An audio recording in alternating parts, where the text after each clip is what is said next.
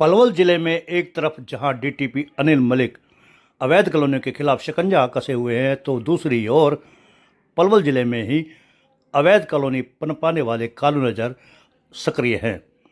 किठवाड़ी road हो, नूर road हो, Agwanpur road हो, फिरोजपुर रोड हो, अलावलपुर रोड हो, रहराना रोड हो, कोई भी रोड हो, वहाँ अवैध कॉलोनी आपको पनपते हुए दिख जाएगी। यहाँ यह भी उल्लेखनीय है कि चाहे इनेलो की सरकार हो या हुड्डा की सरकार, कांग्रेस या फिर भारतीय जनता पार्टी की सरकार हो, अवैध कॉलोनियों का सिंडिकेट हर समय सक्रिय रहता आया है।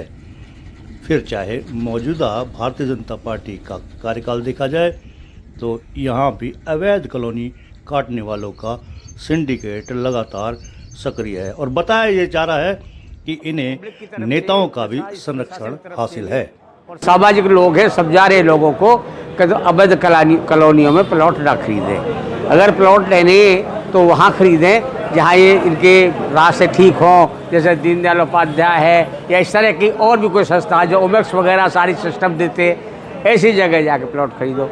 या राजा ऐसे खरीदोगे जहाँ रास्ते भी नहीं देते, सिस्टम नहीं है, तो वहाँ फिर प्रशासन रोकेगा, फिर नाराज़ होंगे, पैसा खराब होता है, लोग नाराज़ होते हैं। तो उनको खुद समझदारी से काम लेना चाहिए लोगों को भी।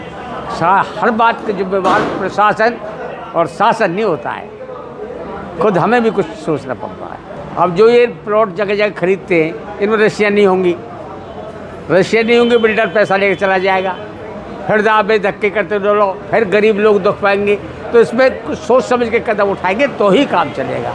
उनके चक्कर में नाम है जो प्लॉट काट रहे, फटाफट बेच रहे, उनसे बचे लोग। गौरव गौतम बहुत हिसाब से चल रहा है। अवैध कॉलोनी के खिलाफ वो भी कार्रवाई कर रहे हैं, रोक रहे लोगों को। सरकार की तरफ से मंत्री जी इस बात को लोगों को समझा रहे, अवैध कॉलोनियों में प्लॉट मत खरीदो। तो आज अवैध कॉलोनियाँ पलवल के अंदर चल रही हैं, वो कॉलोनियाँ आज तो बसी नहीं, कोई 10 साल पहले बसी है, कोई 20 साल पहले बसी है, कोई 15 साल पहले बसी है, कुछ नहीं चल रही हैं। मैं आपके चैनल के माध्यम से डीटीपी साहब को बताना चाहता हूँ, मलिक जी को, भी वो गरीब आदमियों के मकान आज जो भूमाफिया थे वो तो बेच के चले गए, उनकी सेहत पर उनका कोई असर नहीं। इस सरकार को चाहिए उन लोगों को स्थायी निवास दें या उनकी कॉलोनियों को पक्का करें। जब तो बात है गरीबों का घर तोड़ देना, गरीबों को रोड पर लाने की नीति नहीं है, ये अनीति होगी। मेरा सिर्फ इतना ही मैसेज डीटीपी साहब को आपके चैनल के माध्यम से देना है। मेरा नाम राजेंद्र शर्मा है, संगठन मंत्री आम आदमी पार्टी हूँ। जवाब देना चाहता हूँ भाई, जो गरीब लोग उन कॉलोनियों पे बसे पड़े हैं, जिन्होंने अपनी खून पसीने की गाड़ी कमाई अपने मकानों पर लगा दी, उनको तंग ना करके आगे नई कॉलोनियों को बसने ना दिया जाए और उन कॉलोनियों को पक्का किया जाए। जो इस पार्टी, जो नरेंद्र मोदी जी कहते थे मैं 5 करोड़ मकान हर साल उन गरीब आदमियों को दूंगा, उन गरीबों के मकान तोड़ने का काम ना करें, उनको बसाने का काम करें। नीति भारत का तो सिस्टम यही है भाई, भारतवर्ष तो जब ही तो भारतवर्ष बनेगा। वो जो कॉलोनराइज बड़े बड़े भूमाफिया थे वो तो बेच के चले गए, आज तो उन गरीब आदमियों के पास है वो कॉलोनियाँ। इसके ऊपर थोड़ा सा डीटीपी साहब विचार करें, सोचें, अंतरात्मा से आत्म मंथन करने की जरूरत है। धन्यवाद। दूसरा मेरा डीटीपी साहब से एक निवेदन भी है, उन लोगों को बोल रहा है भी अपनी कॉलोनियों को बड़े बड़े होल्डिंग लगवाओ आप, और उन भूमाफियों से बचें। जो लोग इस कॉलोनियों में अपनी प्लॉट बेच कर चले गए हैं और उनकी गाड़ी कमाई लूट कर ले गए हैं, वो उन लोगों से भी उन लोगों से भी बचें जो लोग इन कॉलोनियों में प्लाटिंग ना करें, प्लॉट ना खरीदें, अपने मकान ना बनाएं, ताकि उन बेचारों के खून पसीने की कमाई बची रहे।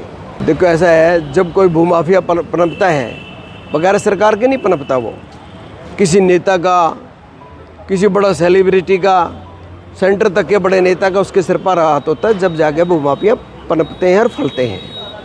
और आज मलिक साहब ने मुहिम जो चलाई है अच्छी है मुहिम, परंतु उन गरीब आदमियों का भी सोचो जिनके पास खाने को रोटी नहीं है, पहनने को कपड़ा नहीं है, बड़ी मुश्किल से छोटे छोटे आशियाने बनाए हैं, उनके बारे में सोचना चाहिए। कि मेरे छोटे भाई यहाँ गौरव गौतम जी खेल प्रकोष्ठ मिनिस्टर हैं, मेरा भी आपके चैनल के माध्यम से उनको एक नसीहत है, क्योंकि मैं उनसे बड़ा नसीहत ही दे सकता हूँ।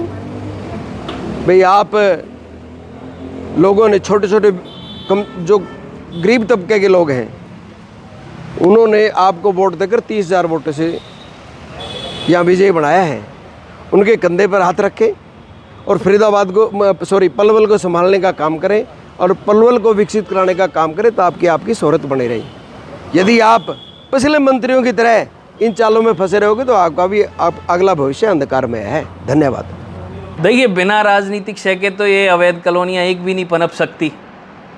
राजनीतिक क्षय होगी, प्रशासन का साथ होगा तो ये अवैध कॉलोनियाँ पनपती रहेंगी और वहाँ पे प्लॉट खरीदने वाले, दुकान खरीदने वाले, मकान खरीदने वाले गरीब लोग वही मारे जाते हैं, क्योंकि अवैध कॉलोनियों में वही सस्ता रेट देख के वहाँ प्लॉट लेने जाते हैं और जब उनका बनाया हुआ मकान गिरता है तो समझिए कि उनकी आत्माएं इनको कितनी बद्दुआ देती होंगी। डीटीपी अनिल मलिक आजकल काफ़ी जोरदार अभियान चलाए हुए हैं। उनका कहना है कि पलवल में एक भी अवैध हाँ, उनको वाकई अच्छा काम कर रहे हैं तो मैं उनको अप्रिशिएट करूँगा और डेफिनेटली वो अच्छा काम करें, पर सबको एक चश्मे के साथ देखें, एक नज़र के साथ देखें। अवैध चीज़ों को, अवैध इंक्रोचमेंट को अगर ख़त्म करते हैं तो पूरे पलवल के अंदर एक नज़रिए से करें। हमारी आम आदमी पार्टी और आम आदमी पार्टी के कार्यकर्ता ऐसे ईमानदार नेता अफसर को पसंद करते हैं और अगर वो उन्हें कहीं हम जैसी पार्टी के कार्यकर्ताओं की ज़रूरत पड़े तो हम उनके हर अच्छे काम में उनके साथ हैं, पर गलत होगा तो हम उनके खिलाफ भी हो जाएंगे। डीटीपी अनिल मलिक जी से यही कहूँगा कि अब उन्होंने अवैध कॉलोनियों को सफाई करना शुरू किया है तो थोड़ा सा लोगों को भी प्रोत्साहित करें कि वो अवैध जगह पे, अवैध जहाँ पे सरकार का कोई भी उन्हें सुविधाएं नहीं मिलती तो वहाँ से लोग ज़मीन ही ना खरीद पाएँ, ऐसे कॉलोनाइज़र पनप ना पाएँ। सरकार में ये काम हुए हैं, चाहे वो सरकार बीजेपी की रही हो, इनेलो की रही हो या कांग्रेस की रही हो, अवैध कॉलोनियों का जाल और प्रॉपर्टी डीलरों ने उसका फ़ायदा उठाया है और असली फ़ायदा तो इसका प्रशासन और शासन, वहीं पे ज़्यादा पैसा जाता है। कि एडवाइस वाली बात पूछे तो मैं एडवाइस तो यही देना चाहूँगा कि भाई अवैध निर्माण जो इस तरह के हो रहे हैं तो उनमें इन्वेस्ट ना करें और कुछ भी इन्वेस्टमेंट करने से पहले एक बार आके कार्यालय में वेरीफाई करवा लें कि ये जो ज़मीन है इस पे लाइसेंस डिपार्टमेंट से दिया गया है, नहीं दिया गया है और इसने रेरा रजिस्ट्रेशन करवा रखा है कि नहीं करवा रखा है। बहुत सारी चीज़ें होती हैं, एक बार वो आके अगर पूछेगा तो हम उसको सारी चीज़ें क्लैरिफाई कर देंगे।